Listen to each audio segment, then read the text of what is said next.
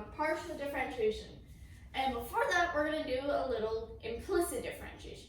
So up until now, for derivatives, we've been doing the explicit form, where x is clearly written as a function of y, or the other way around. But it's clearly defined where you might have something like y equals 3x squared minus 5. You clearly know what y is equal to.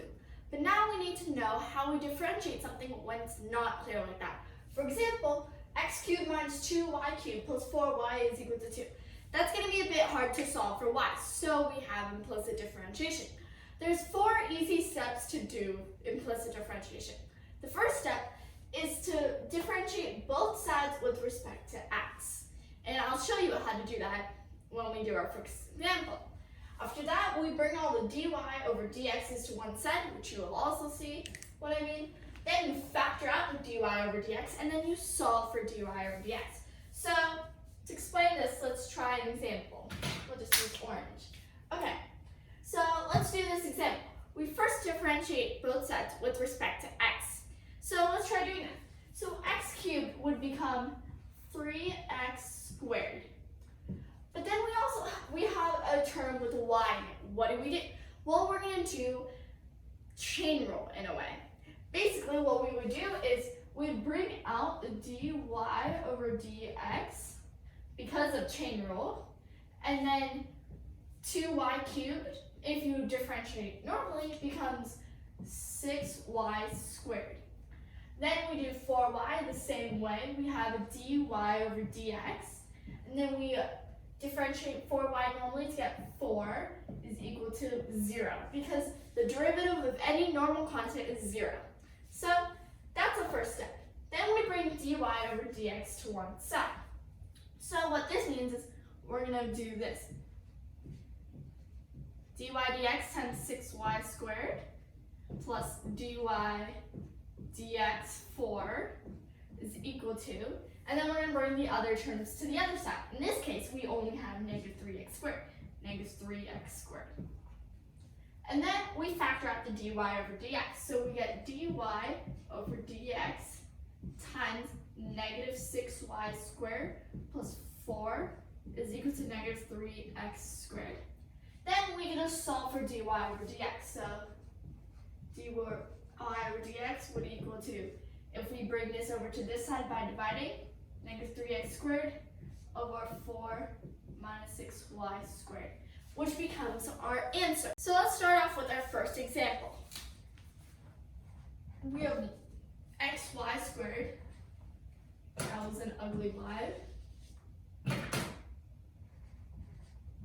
equals 1. So what we're going to do is first differentiate both sides with respect to x. Well, here's what we do when we have an x and a y term. We use product rule, because we can treat x and y squared as different things. So we would have dy dx. We need to find first the derivative of y squared, which would be 2y, times normal x, plus derivative of x, which is 1, and then y squared is equal to 0. So this is all product rule. First derivative of y squared times normal x, derivative of x times y squared is equal to 0. So then we bring dx dy to one side, dy dx to one side. So dy dx 2xy, which is 2yx, but I just switched it to make it easier. It's equal to negative y squared. Then we solve, and we get dy over dx is equal to negative y squared over 2xy. We can simplify this to get negative y over 2x as our answer. So now let's go on to our next problem. Okay, number 2. Y cubed plus y squared minus 5y minus x squared is equal to negative 4. So let's write that down. Y cubed plus y squared minus 5y minus x squared equals negative 4. So basically, now what we do is we're going to differentiate both sides with respect to x. Y cubed becomes dy dx 3y squared. Y squared becomes dy dx, 2y. 5y becomes dy dx. 5 x squared becomes 2x. Whenever you have a normal x, you don't need the dy dx. But whenever you have a y, you get that dy dx is equal to 0. So then we're going to bring all these to one side. So instead of writing that all over again, we're just going to do that. So I just moved it to the other side.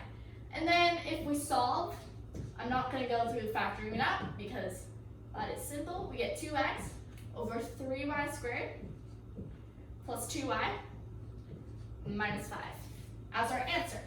So the derivative of, or dy dx of y cubed plus y squared minus 5y minus x squared is equal to negative 4 is 2x over 3y squared plus 2y minus 5. So let's do the next example, and let's erase this. Okay. So our next example, number 3, is x squared plus y squared is equal to 16. So first we're going to differentiate both sides with respect to x. We get 2x plus dy over dx. 2y is equal to 0. And then bring all the dy dx terms to one side. So we just move the negative 2x over. Factor out, we don't really have to. And then we solve for dy dx to get negative x over y. So now let's move on to partial differentiation. So partial differentiation is basically when you're taking the derivative with respect to one variable and treating the rest of the variables you have in that function as constants. When we have a partial differentiation or when you're trying to find it, this is the symbol we use. It's not a Greek letter, but it's just different from a normal D. So when you see it like curvy, that's when you know it's partial instead of normal differentiation. So basically, let's try an example. We have f of x comma y, which means there's two inputs, so two variables in the function, is equal to y cubed x squared. And you want to find the partial derivative with respect to x. So what we're going to do is we would treat it as a normal function. Like, let's say we replace y cubed with like 3 cubed x squared. How would you find that? You would just use normal power rule. Or to make it simpler for us, let's just write it as like 27 or something, because that's a constant. And you would just use normal power rule to get 54x. So we're going to do the same thing here. We bring the 2 in front, so we get 2y cubed x as our answer. We treated y cubed as a variable. So now let's try our next example. f of x comma y is equal to 6x squared plus 7xy plus 43y squared. We want to find the partial derivative of f with respect to y. So that means x is going to be treated as a constant. So that means this entire thing right here would be a constant. And the derivative of a constant becomes 0. So we have 0 plus, then we have 7xy. 7x here is going to be our constant part. So whenever we have something like 7y or 8y, you're left with just the constant because the power of the variable becomes 0 because of the power rule. So then this just becomes 7x. And then we have 43y squared. And since we're finding the derivative of that normally because there's no x, and we're finding the derivative with respect to y, so y is normal, we do our normal power rule. And we get 86y. So our answer is going to be 7x plus 86y.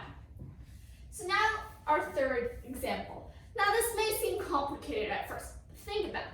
We have f of w comma x comma y comma z, meaning 4 variables, 4 inputs, is equal to 3 cosine of w times z times the sine of x to the 5th, all divided by e to the power of x plus 1 x squared times wxz plus 5y wyz. And we want to find the partial derivative of this with respect to y, meaning everything else is going to be a constant. Now take a look at this fraction. We don't notice any y's, so that means that entire thing becomes a constant. So this entire thing's derivative, or partial derivative, becomes a big fat 0. That's a beautiful 0. And then we're left with 5wyz. And if we take the partial derivative of that, we're left with 5wz. Because the y gets canceled and you're left with the constants in this term, which are 5w and z. So 5wz is going to be your answer. Don't forget to subscribe and like. If you have any questions, you can email info@agoramathcircle.org or comment below and we'll reply back. Maybe. And if you want to see practice things or anything about us, you can visit our website, which is basically the end of the email, but without the info and the end. So bye!